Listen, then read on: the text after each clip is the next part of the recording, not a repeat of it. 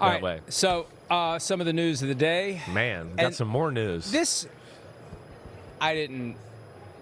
You're not shocked. I'm not shocked because it's another example of a bad voting process. Yeah. When you put 5 candidates for the Hall of Fame into the same bucket and you tell all the voters, choose 3, and you've already had at least one of the voters on the record saying, I voted for the senior committee candidates, L.C. Greenwood, Ken Anderson, and Roger Craig, because this is their only chance, this is their best chance, That's their the last problem chance with to this get whole in. thing, right. Then not only is Bill Belichick, the Patriots coach who deserves to be enshrined immediately, not going to get in. Robert Kraft, the Patriots owner, isn't going to get in. And we've talked about this. It's a very simple analysis. #analytics. Yeah. If Jerry Jones is in, Robert Kraft should be in. Exactly and right. the fact that they aren't both in speaks to a flaw in the process that has kept this from getting to the right outcome. So Adam Schefter of ESPN reports that Kraft is not going to be one of the inductees. He was a first-time finalist this year. They have 6 Super Bowl titles and 375 wins since he bought the team in 1994. I think it's another thing where you look at it, and again, the process like you talk about is definitely flawed, and that plays into this. But I think the base common fan is going to look at it and go, once again, the Pro Football Hall of Fame has lost credibility here without having Belichick and Kraft in it. I was just on, the Sports Hub and up in Boston talking about this about 20 minutes before the show. I mean, to me, yes. I mean, you kind of said it right. Robert Kraft is no question the greatest owner of our lifetime when it comes to owning NFL franchises. And all the things he's done behind the scenes to make the league grow, just like Jerry Jones. But, I mean, Mr. Kraft has turned the New England Patriots into a team that was kind of like, nah, yeah, they show up every now and then. Every 10 years or so, they're competitive. They might make it to an AFC championship, blah, blah, blah, to, like, the crown jewel of all of American sports. I mean, I think that just says it all. And then we were talking about it yesterday.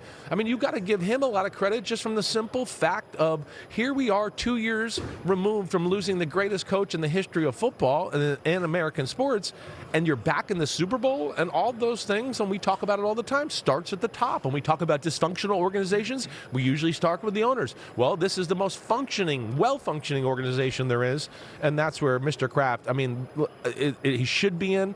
And to your point, I hate this whole system and how it's voted on. And yeah, you're going to put people in a dilemma to go, wait, I think Roger Craig is a Hall of Famer, but this is the last year I can vote for him and he might never have a chance to get in. And that in itself is just stupid that it's laid out in that format. It should be up or down. Exactly. Come up with the finalists and you have an up or down vote, 80%, and you get in. Not this game of picking 3 and leaving 2 out. Because if we would have looked at this, now I don't know that Robert Kraft should have been the second one out of that group. I just think Robert Kraft should have had a chance to have an up or down vote. Is he a Hall of Famer or not? Not is he more worthy than Ken Anderson or Roger Craig or L.C. Greenwood. Just up or down, yes or no, should he get in or should he not? This came up yesterday during the commissioner's press conference as it relates to Bill Belichick. Right. And we have some clips from the commissioner's press conference we'll play later.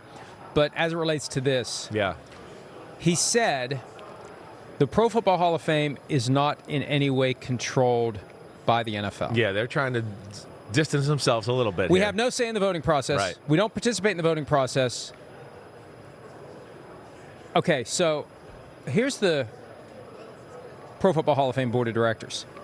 I would assume the Board of Directors controls an organization. Is that fair to say? I would say so. All right. Now, as I've said before, there are a bunch of people on the board of directors who are basically Canton area business people who may not know a damn thing about football. It's just, it's a big deal. If you're in Canton and you're a mover and shaker, you own a couple of car lots, like if you're on the Hall of Fame board of directors, like that's a you feather donate in your some money cap. to the Hall of Fame, all of a sudden you're a board of directors. Beyond the people who we've never heard of, sorry, Canton, but beyond those people who are on the board because they're in Canton, I see names like Gail Benson, Mark Davis, Brian Glazer, Roger Goodell on the board of directors of the Hall of Fame, Jerry Jones, right? So how is that? This is where, yes, again, the process.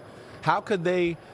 Why weren't they? Should be there for this to add common sense to the room, whether in the Zoom meeting or whatever. They should be there to go like again. The Belichick one's the big one, okay? I can understand the Mr. Kraft one a little bit, Robert Kraft, but not really because he deserves to be in all the way.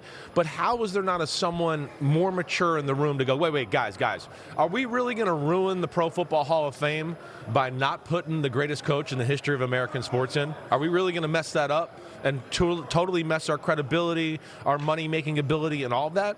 And that's where everything is going to be dissected.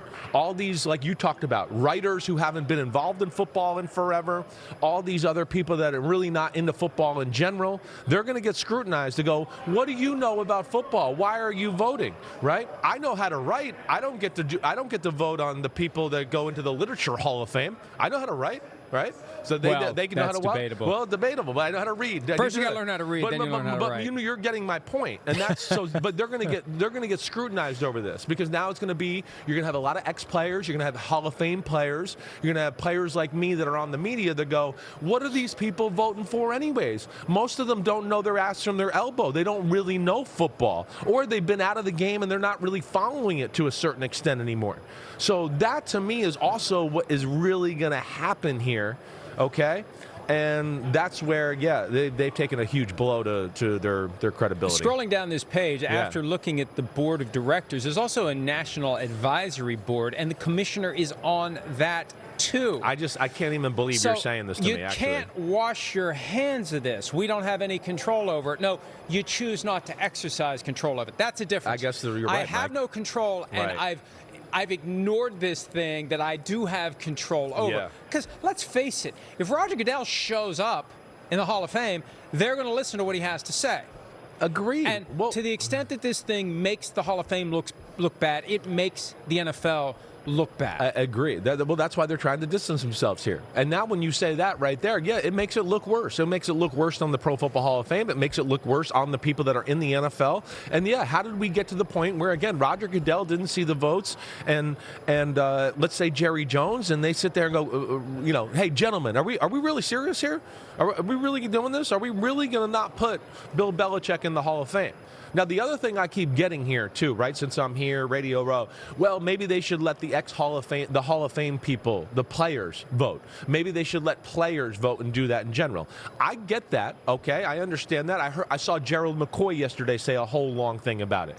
But let me just say this. In an NFL locker room, you would be shocked about how many guys don't really pay attention to football, right? You'd be shocked. Right, I would come in on a Monday or a Tuesday morning and go, man, the game last night, was unbelievable, blah, blah, blah. And there would always be a huge faction of guys be like, oh yeah, what happened? What was the score? Who won, right? So I think everybody thinks that just because you play it, they're obsessed with it. I don't think that goes hand in hand all the time. And then I can tell you there's a number of guys that I know in the Hall of Fame that I see from time to time, and then, oh, hey, what's up, man? Hey, I never really watched this guy. I haven't even watched this team this year. What do you think about him?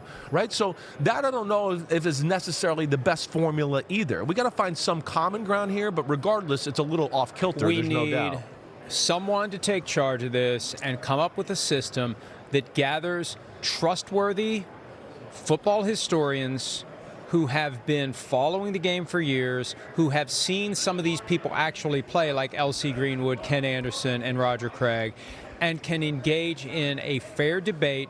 And it's not going to be a bunch of petty agendas and deals done. You come up with a group of people, and you have full transparency that can be trusted to do the right thing. Now, good luck with that, but I don't think, as I said yesterday, I don't think reporters should be doing it. I think that it should be people who can be fully and completely relied upon to understand the historical context and make good decisions. And look, if I had my way, it would only be the no-brainers anyway. That's what makes the Belichick shun so stunning. Right. He would be in the Deion Sanders upper room, right, and he can't even get in the front door. No, that's where it's ridiculous, right? I mean, it's not he should be in the Deion Sanders upper room. It's almost to the point where it's like, wait, should we name the Super Bowl trophy after him? Should we name the Hall of Fame after Belichick? That's where we're at here. We're not. The question was never like, should he be a first ballot? That's stupid. We know that. When Roger Goodell yesterday said, "Oh, Bill Belichick will eventually be in the Hall of Fame," thank you, Ghost Rider. Thank you, Captain Obvious. We know that. The problem is, why the hell isn't he in it already? see. That's the problem. I mean, this should never have gone down like this. And then to add to that stuff, and that's why you're awesome, man, because you look up all the lawyer stuff and the background and the board of directors. With that being known, and now I'm going to get more questions about that, I'm going to throw that into my answers and just, yes, it looks more ridiculous by the NFL and the Pro Football Hall of Fame that we did have so many knowing, knowledgeable people in the NFL that should have been a part of this process and this conversation. Hi, it's Mike Florio. Thanks for watching PFT on YouTube. Hit subscribe for the latest news and analysis from Pro Football Talk.